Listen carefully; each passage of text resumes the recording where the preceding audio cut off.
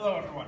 To begin my presentation, I will be playing for you two pieces. The first is a classical piece by Bach called Solo for Two Violins, and I'm just playing the beginning because it's very long. And the second is a jazz improvisation, which I am about to make up. So while you listen to these pieces, I would just like you to listen to the differences between the pieces and wonder about what it might be that gives rise to these differences.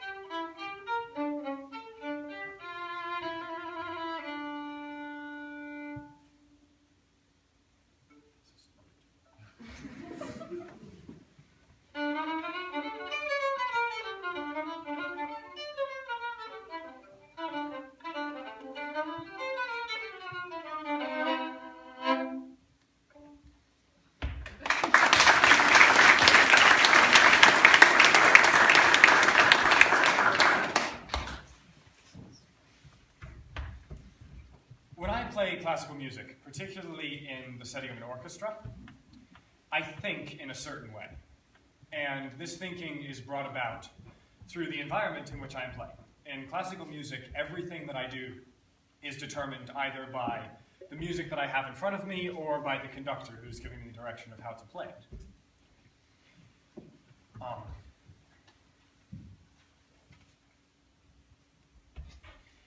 This severely limits the creative input that I have into the music, but this is very necessary because in order to play music with that large number of people, we cannot all be having the maximum input of all of our creative potential because that would be utter chaos, obviously. So we give that power over to the conductor, we give them all of the information with which they can then direct us to play this incredibly rich music that we call orchestral music. But this also means that this music is highly predictable. And this certainty of the music is what allows me to have the mindset that I use in this setting. That is a mindset where my primary goal is the result. I have a process by which I can play the music, and my goal is to play it as well as I possibly can with regards to the composer's intentions and the conductor's intentions. In jazz, this is the opposite in so many ways, especially when I'm playing with a group and with improvisational jazz. Everything is a variable, from the melodies to the chord progressions to the time signature or even the key. It can change at any instant, and the mindset that I shape around that environment has to be able to cope with this level of uncertainty, with this level of unpredictability. So to be able to be effective in this environment, when I am with a group, what I am looking for is an environment that is egalitarian, in the sense that I need to be in a place where we all look at each other's musical contributions as completely equal, because that is the only way that we can allow for the constant shifting of leadership to happen that allows us to unlock our creative potential. This means that we are, as opposed to being in the leader-follower relationship that one might find in an orchestra, we are actually in a leader-supporter relationship.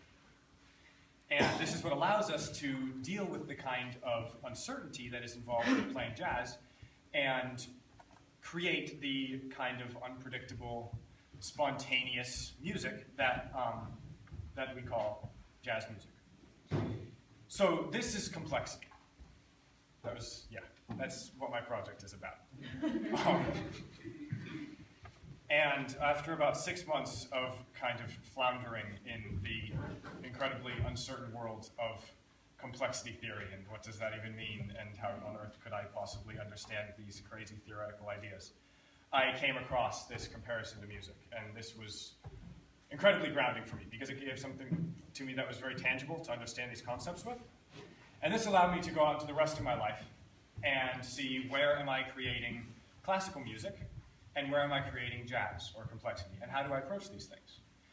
What I found was that in most places in my life, I actually use the hierarchical thinking structure that I use in classical music playing, even when I'm trying to create jazz, which I realized that if I actually used that trying to create jazz, it would be some of the most boring jazz that I had ever played, because it would all be planned out, and there would be no inventiveness, there would be no creativity, there would be no spontaneity.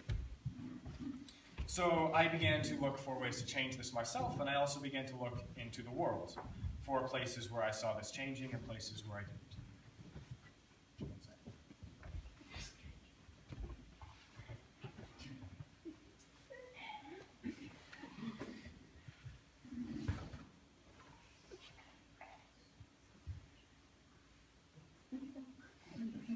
To do this, I looked to business.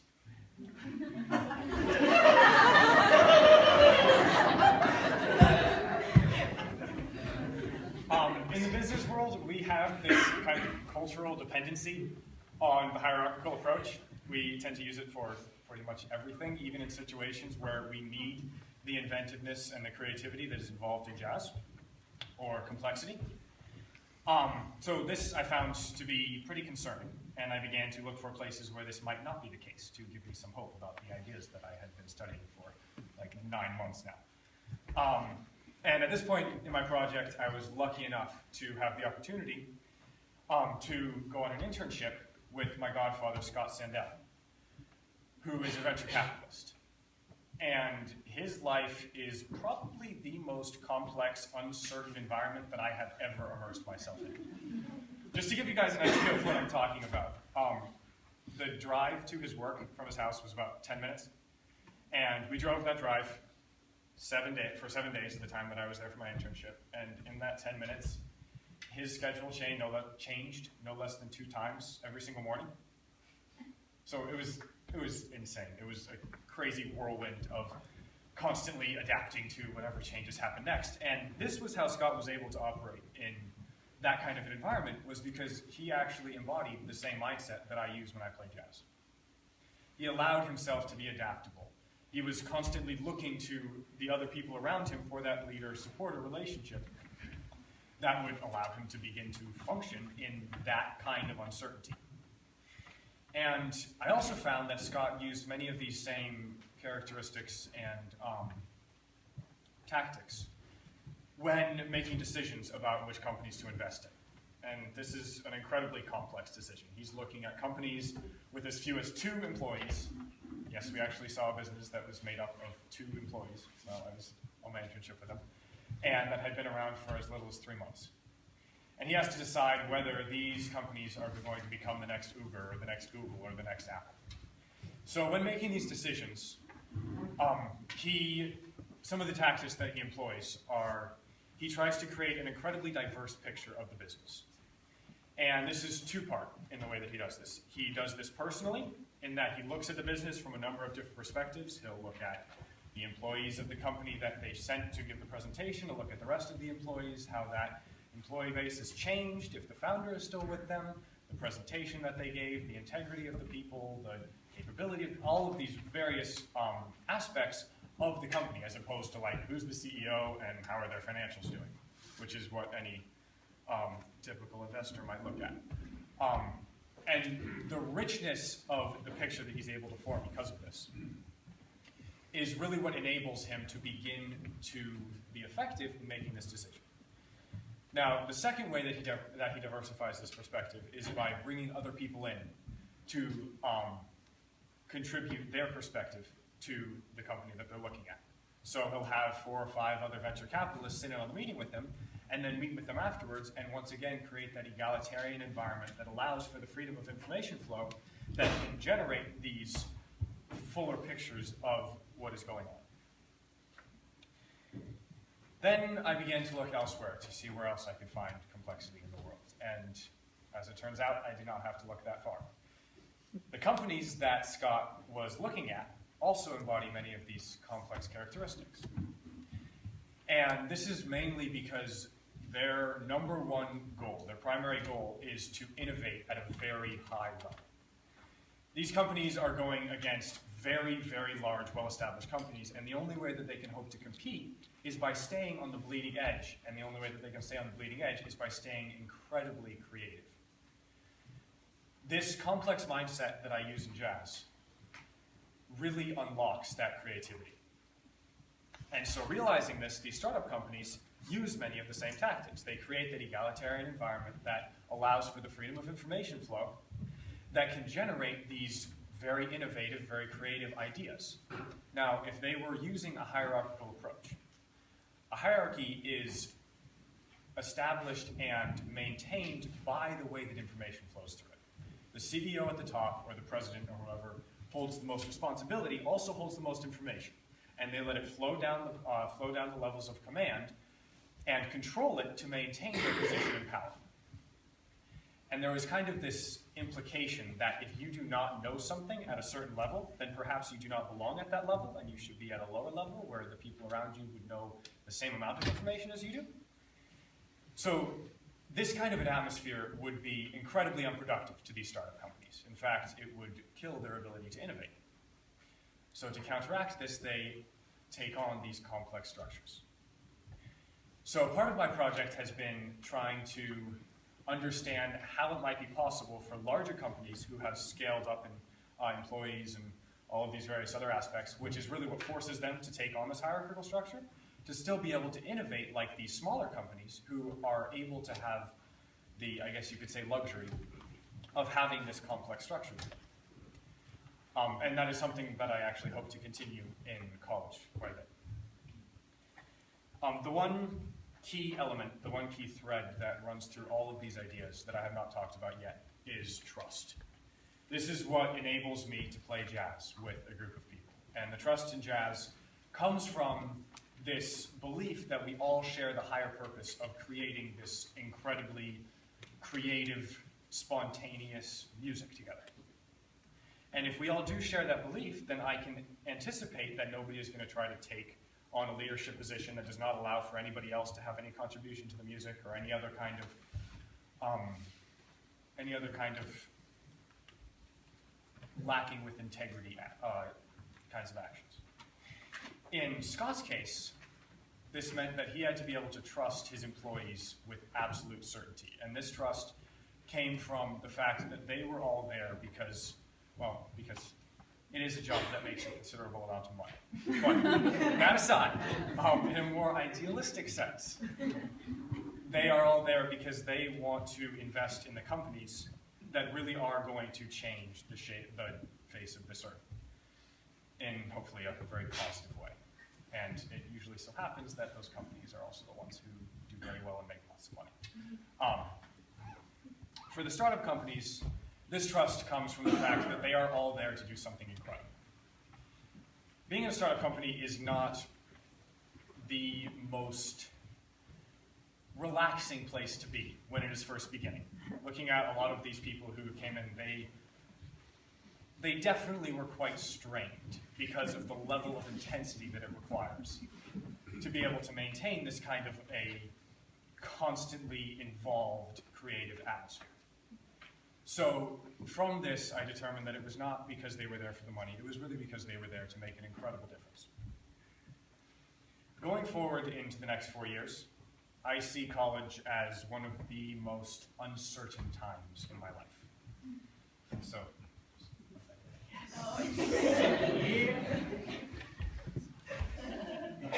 laughing, please.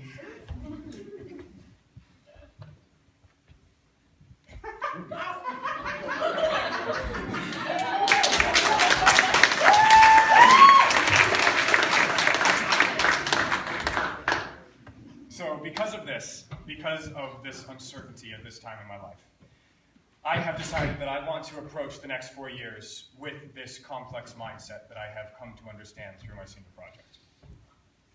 I want to be adaptable to the kinds of opportunities and variables that are bound to arise from an environment that is as complex and uncertain and unpredictable as my college life.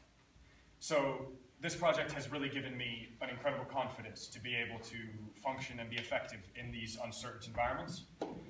And it also has given me a very unique insight into the way that I can structure my thinking to best serve whatever environment I am trying to be effective in. So, thank you. And I hope that even though my project was too complex for a title, it was not too complex for a speech.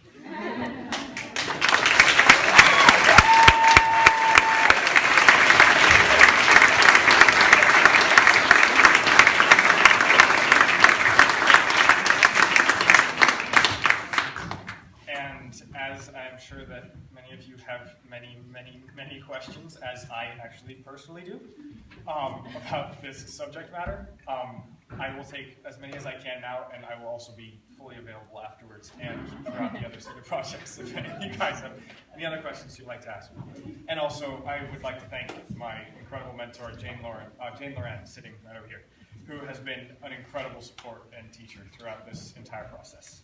And also to my family for dealing with the incredible theoretical conversations that have become disturbingly commonplace in my household.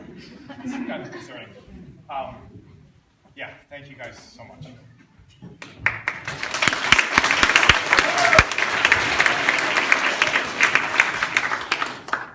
And now, if you guys have any but not too many questions, I'd be happy to answer as many as I possibly can.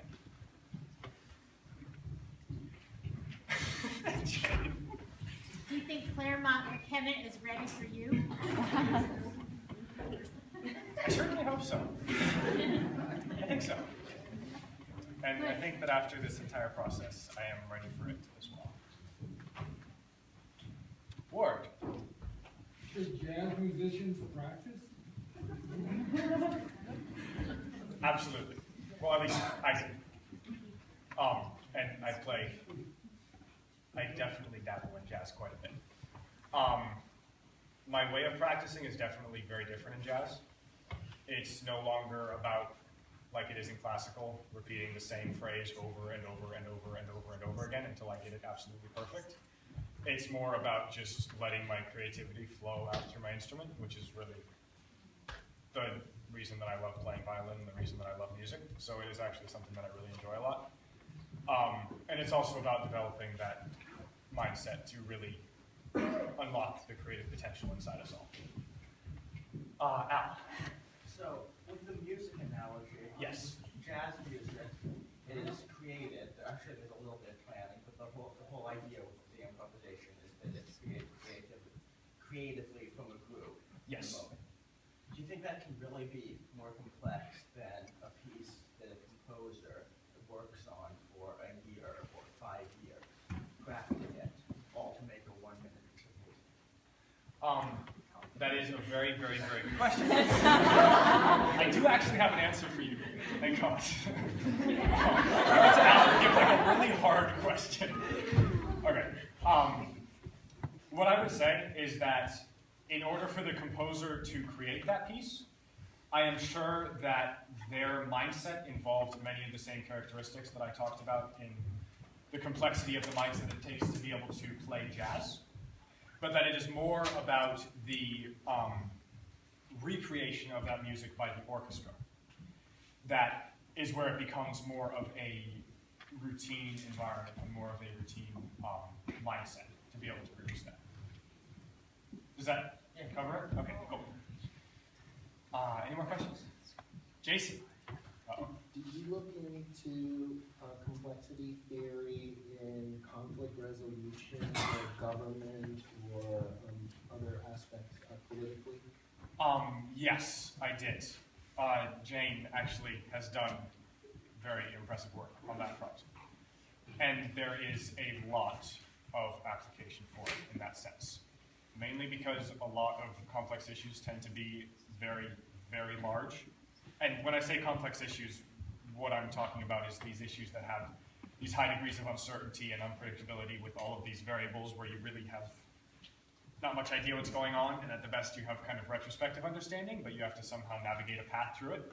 And that complex mindset is really what best enables us to be able to navigate through those kinds of situations. So governments are constantly facing complex issues. Like I did a part of my paper on looking at climate change and global warming as a complex issue. And the work that is being done by governments right now around shaping their structures to be able to be effective in facing these complex issues really comes more from the inspiration of outside influences and various people trying to affect these governments from the outside rather than coming from within, which is something that I hope to see in the future, is that kind of inspiration coming from within the governments. But it still is working in a lot of ways, that they are restructuring their kind of typical hierarchies to be able to create that egalitarian environment which allows them to create that rich picture of these issues, enabling them to better navigate through them. I don't think I can take any more questions. One more? Okay, one more question. Uh-oh. Okay, I'm not picking favorites. Alex Moschel, because he's my tennis coach. I'm just kidding. So, what approach do you take with tennis? Oh. That's an interesting question. It's definitely a mix. Because I definitely do need kind of like the very rigid structure that one might see in an orchestra to navigate my way through the tennis match in a way that I don't completely fall apart from frustration. But at the same time, during the point, I do need to be completely adaptable to any changes that happen. So I would say that when I am actually in a point, I use a complex mindset, and when in between points and that sort of thing, I need to put on that structured, more orchestral mindset that allows me to continue with the game with confidence.